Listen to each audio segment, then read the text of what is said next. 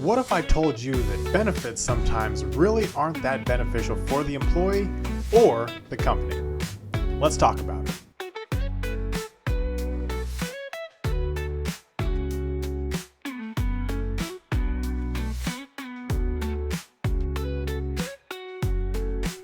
So I probably said a personal best with how quick that intro was. Unfortunately, this episode will not follow the same trend because we got a lot to dive into. On that, welcome to Outsider Information. I am your host, Brandon, and your strategic partner here with OIAS. As always, if anything resonates, give a like, subscribe, engage, hang out, click on a few things, check the website. The website is great. Drink of the episode is...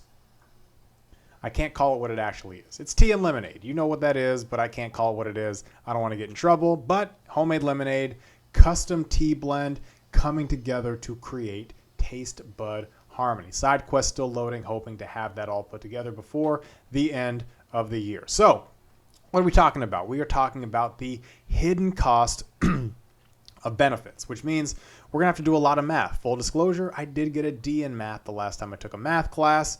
But that's because they were combining letters and numbers, and algebra. Algebra's not fun. I can do money. Add and subtract money, I got you there. So benefits. Everything has a dollar figure, and that is essentially what your benefits represent. And it's one of the reasons why I dislike fixed pay, because it is costly not just to employees, but definitely to employers as well. Where do we start with all that? I'm going to jump on a soapbox, because I'm going to say if you are getting paid less than $60,000 a year, benefits probably aren't worth it to you, and you shouldn't be forced into a full-time box just because it is full-time. Now, I'm not saying to not give benefits, right? Legally, you have to. If you are a full-time permanent employee, you are entitled to benefits. What I want to adjust here is kind of how it's all calibrated, because benefits are part of your total and true compensation. Those words are going to be the ones that we hang up on. Your paid or take-home compensation is what you are offered. So you are offered $60,000 a year as your salary. That is your paid compensation. Your true compensation is what the company has allocated for you and has you valued at as a result. So let's do a little bit of math. With the example of that $60,000 a year worker, your benefits can include PTO, health, supplemental, anything that the company is offering you as part of your employment. When you opt in, your company pays a portion. If you don't opt in, your company is still holding that on the books, because as a full-time employee, if that is part of their benefits package, you are entitled to opt into it when you have the ability to. PTO itself has a true cash value, which is why it is paid out. And it is why unlimited PTO is a little bit of an accounting trick, and we're going to touch on that as well. Benefits are valued approximately at 30 to 40% of your pay, which means if you're making $60K, you're probably valued in the system at $78 to $84K annually, which sounds great until you realize you don't see any of that money. And if you don't have any interest in the benefits, or the benefits are not great, as they are not at a lot of companies, it's just a lot of dead cap. Nod to the episode that we did in the past. If we want to make things worse, say you are in a state like California, which it's lovely here. San Diego's fantastic, highly recommended if it is a change of pace that you want. But the taxes are very high, and assume that you are by yourself here, so you've got the minimum deductions being taken out. I have that number as you are going down to about $48,000 after taxes, which if the true compensation they have you valued at is between 78 and 84, you are getting about 57 to 65% of what your true value by the company is. If framing that sounds bad, it is, but it is entirely fixable. Changing it to the company lens, think about who is taking those jobs, because if you do it that way, offering full-time really isn't worth it, right? If you are under the age of 26 and you're on your parents' insurance, you have no need, no interest in health benefits. What would be more beneficial is getting a little bit higher of a wage and not being full-time, right? Businesses lose a ton of money even if people don't take benefits, because again, they are entitled to them. So you have to allocate those dollars in the event that somebody maybe loses insurance coverage. They have to submit a change of status request and they can opt into benefits. Again, It's capped, that's just kind of sitting there. See that video from earlier if you would like to know why I call it cap space, right? Most people really don't even want the benefits. Again, a lot of benefits really aren't that great. People would much prefer the bump in pay, right? That's just fact. But companies ask, well, if we're allocating those dollars for benefits, we can't afford to pay more. Well, there we have the solution to the problem. Stop allocating benefits. But they're full time. We have to. We're getting there. We're going to get closer to the solution. But I did mention unlimited PTO, and I want to hit on a few misconceptions about it. So PTO in the traditional sense, if you accrue it, if it's dumped to you, if you have the ability to take paid time off out of a bank, that has cash value. Unlimited PTO sounds amazing, and it's controversial for a few good reasons because all it is an accounting trick. By not allocating PTO, you are reducing somebody's true and total compensation. You don't have to pay it out after they leave. It's just kind of there. How does that work? Well, it is subject to approval. So if you've got unlimited PTO, you can't just take time off at your will. You've probably got to submit it maybe a couple weeks, a month, a few months in advance, and it then has to be approved if the business can accommodate it. That's the rub. Again, like everything, it sounds great. Most benefits, though, do have a hidden cost, and it's not really a great benefit for employees if you have, quote, unlimited PTO. It's also not really worth it unless the position is relatively high up. If you are a day-to-day operational employee, unlimited PTO is really not as great as it sounds because you're never really going to take it. They also have studies that have shown that if people have unlimited PTO, they take less of it because it's always there in theory, and there is no true cash value attached to it. So, getting away from that, back to our scheduled programming. How do we fix this issue with benefits?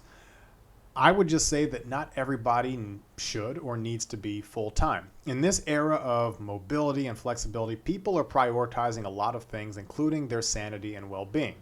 And while that sounds counter to business objectives, you know what's even harder to overcome? Losing good employees because they are burned out, overcooked, and just fed up because they don't feel like they have any room to breathe. In this day and age, offering scheduling flexibility, that is a benefit that people are going to gravitate to, especially if it comes with the bridge that gets the pay where it needs to be.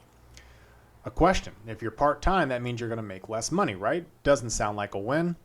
My friends, we are finally here. What if I told you that we could make this whole structure work and there wouldn't really be much of a loss of money? Yeah, in my head, I'm imagining a crowd oohing and aahing because that would make this whole thing there and, crowd work the whole batch. But get what we get, we're not here. But that is what I'm saying. There is a way to make this work. And I'm going to bring back my old nemesis, math, all right? There is a link in the description to a couple of other episodes that kind of bring this point to a head. But for this episode, let's go back to the numbers, all right? For most jobs, there is a minimum threshold for full-time, right? And that's probably determined by your state laws. We'll say it's 32 hours a week, all right? And for this, to keep them away from the threshold, we're going to say this person dropping from 40 is going to drop to 30, all right?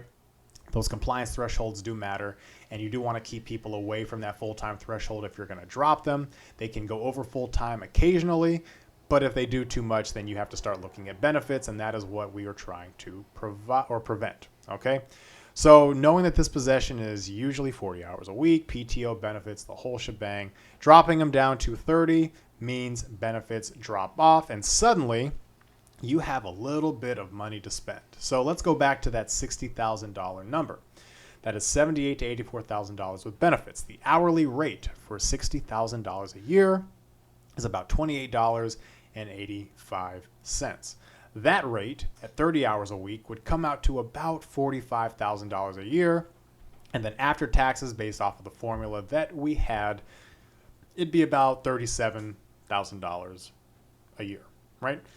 Now, I said you wouldn't be losing any money, so you're probably a little bit concerned, and I am getting to it. But there is some work that we have to do, and we've got to fill in a couple of gaps. The simple math here says that you are losing, right? And as a business owner, you're going to ask, well, why would I pay somebody more for 10 hours less of work?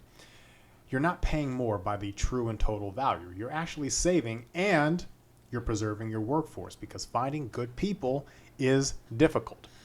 Now let's think about it from the human perspective. Think about having an extra 10 hours a week where you don't have to be doing something. Think about somebody who is a parent who is maybe struggling with childcare, right? This potentially could solve an issue. Somebody who might have a chronic health condition, right? And even if they're being accommodated in the workplace, this gives them maybe some time where they can schedule it outside of work to get treatment. Maybe it's a life-enriching activity, right? Maybe this person has a hobby, they're doing some volunteering, they're doing some good, something. But 10 hours extra a week helps. Now, I'm sure you don't care about that, but I do also have a way that you can make up on that productivity. You would just double up on the philosophy, because there are likely multiple positions that can fit this category, and if you get a bunch of savings back, you can use that to hire maybe some part-time help, some part-time help, less hours, where people can kind of fill in some of those gaps, and you can really build depth within your workforce, right? In a week, say it's 2 people on a team doing similar work, and in that same structure, you're paying them the same, because now benefits don't have to be allocated. You can create pods. You can do so many things if you start saving money and responsibly allocating it. So what does that look like? To get that person back up to their wage, they were at $28.85 for 40 hours a week. For 30 hours a week, they are at $38.46, and it makes a difference. And getting more is a perspective. So let's see some more math. The default number, right? You're saving $18,000 to $24,000 based off of that math. The person's pay is now unchanged. Their productivity is likely going to increase. And if you apply this model to a couple of positions, you're probably able to use that savings to hire more, pay a little bit better, and it won't necessarily eliminate the value of full-time work. It just gives options. Now, there's flaws with this. I understand that. This model isn't for everybody, but there's also flaws with the current system that exists. So there is no harm in looking at this from an abstract way, especially if it means you could be giving your workforce an edge and keeping them a little happier for a lot longer. Again, I'm not advocating this to be a mandatory model.